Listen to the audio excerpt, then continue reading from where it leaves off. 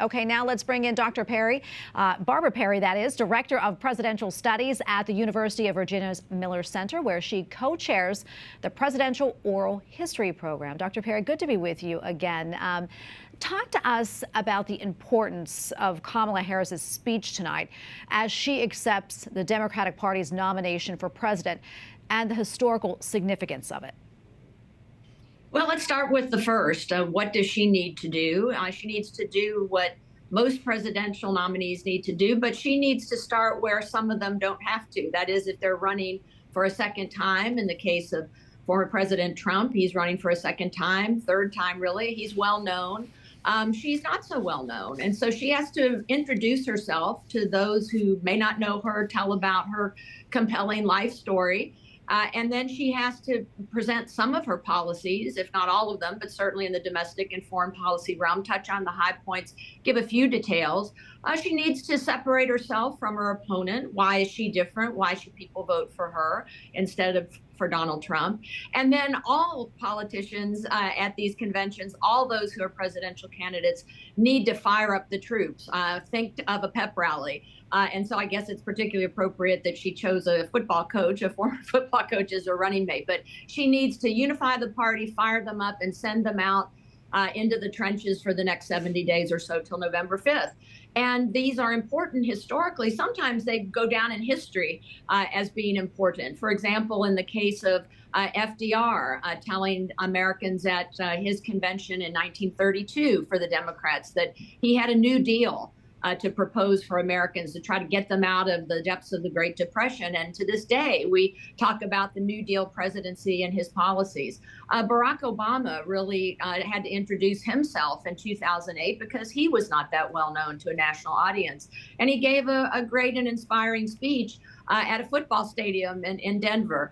And then occasionally presidents who are either running for re-election or running for the first time don't hit it out of the park, I'll say, to mix my sports metaphors. George McGovern, as an example, in 1972, the campaign and the convention that particular night went really long for his keynote address to accept the nomination. And he didn't get on most people's televisions, at least on the East Coast, until well into the wee hours of the morning. I think it was around 2 a.m. So that's always a failure. If you're not reaching most Americans at the time, and certainly in those days on live TV, you've failed. Jimmy Carter was sort of anemic in 1980. His party was divided by Ted Kennedy, who had not gotten the nomination, but the president went down to a smashing defeat from Ronald Reagan. So again, there are presidents or future presidents who really come on strong in these particular kickoffs for the fall campaign, and there are some who are incumbent presidents or would-be presidents who fall a bit short. So I'm sure Kamala Harris and her people are hoping she falls in the first category. Almost out of time here, Dr. Perry, but from a historical standpoint, what matters more in this type of speech, style or substance?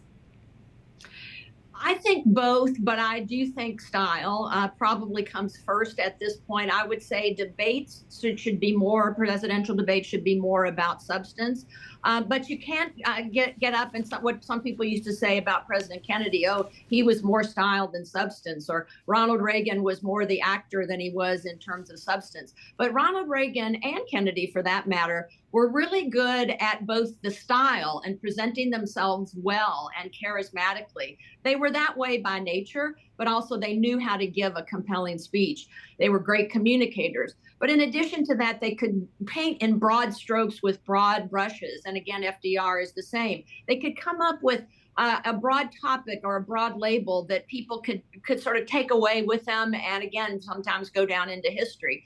But you have to have some meat on the bone. You can't be all style and no substance. So I would say to Kamala Harris, don't do what President Biden did the other night. You don't need to have a lengthy laundry list of everything you're going to do, but give some broad thematic outlines and then give some examples, particularly on things like affordability, of housing, of medical care, of education, that really concern people on both sides of the political spectrum. Yeah, we're watching to see what happens tonight. Dr. Perry, thank you so much for coming on. Always appreciate it.